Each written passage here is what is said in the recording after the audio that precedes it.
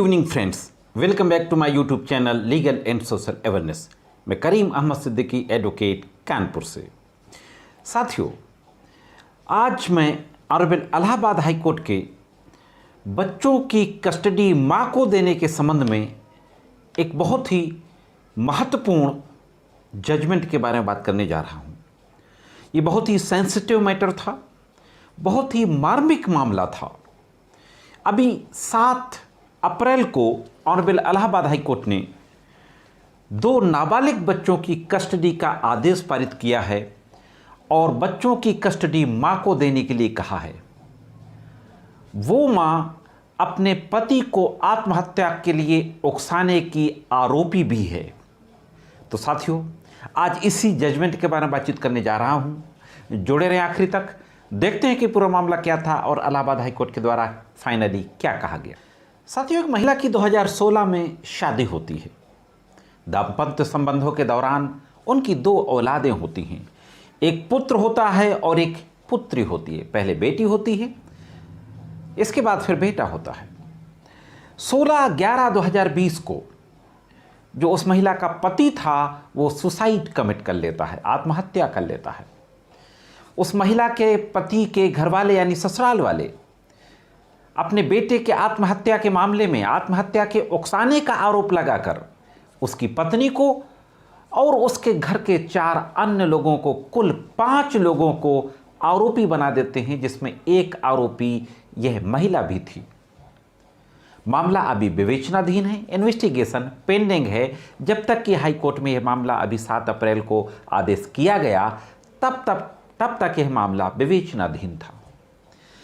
जो 2 बच्चे होते हैं, जिसमें नाबालिग बेटी की उम्र 5 साल और बेटे की उम्र 2.5 साल, यह दोनों दादा दादी के पास रहते हैं।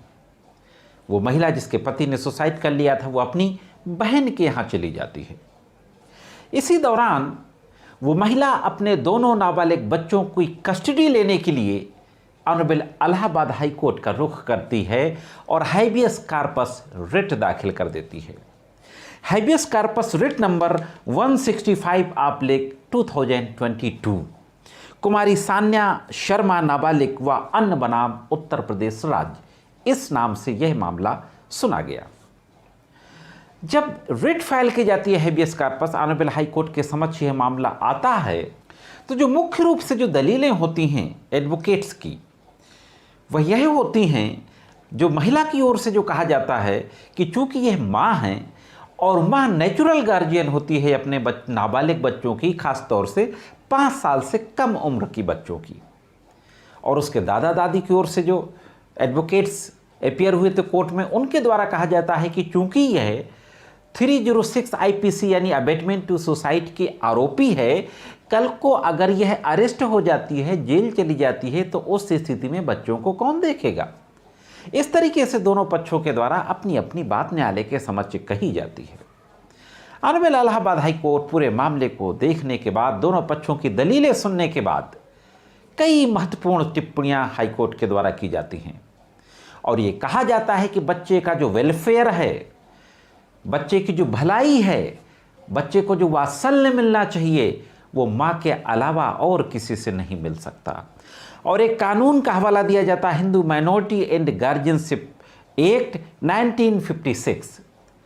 ये कहा जाता है कि इस कानून की धारा 6A के तहत जहां तक नाबालिग बच्चे की प्रॉपर्टी की गार्जियनशिप का मामला है, तो वो नेचुरल गार्जियन ही होता है। इस मामले में एक और बीच में एक फैक्ट आता है कि उन बच्चों की दादी और बच्चों की बुआ, उन दोनों के मध्य भी कस्टडी को लेकर के डिस्प्यूट चल रहा था। पूरी सर्कमस्टांसेस और फैक्ट्स को देखने के बाद ऑनरेबल इलाहाबाद हाई कोर्ट के द्वारा महत्वपूर्ण टिप्पणी करते हुए यह कहा जाता है कि जब हम दादी, बुआ और माँ के अधिकार की बात करते हैं बच्चों की कस्टडी के संबंध में, तो माँ के अधिकार में ज़्यादा वजन पाते हैं। और भी महत्वपूर्ण टिप्पणियां की जाती हैं और फाइनली इलाहाबाद हाई कोर्ट के द्वारा उसके दोनों नाबालिग बच्चों की कस्टडी को मां को सौंप दिया जाता है। हाँ, यह ज़रूर कहा जाता है कि दादी अगर चाहे तो सप्ताह में एक बार शनिवार के दिन 12 बजे से 5 बजे के मध्य उन बच्चों से जाकर के मिल सकती है। और एक और बहुत ही महत्वपूर्ण बात कही गई इस जजमेंट के लास्ट में कि अगर इन फ्यूचर किसी भी पक्ष को ये लगता है कि बच्चों का वेलफेयर सही नहीं हो रहा, बच्चों की परवरिश एजुकेशन सही नहीं हो रही है, तो उनके लिए ये दरवाज़ा खुला है, वो फिर से अदालत में संपर्क कर सकते हैं।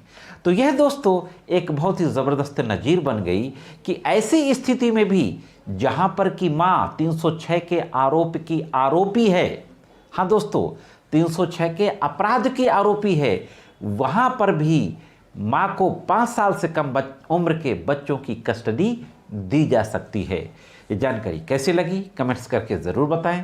आज की वीडियो में सिर्फ इतना ही। मिलते हैं किसी अन्य वीडियो में कानून की कुछ अन्य जानकारियों के साथ।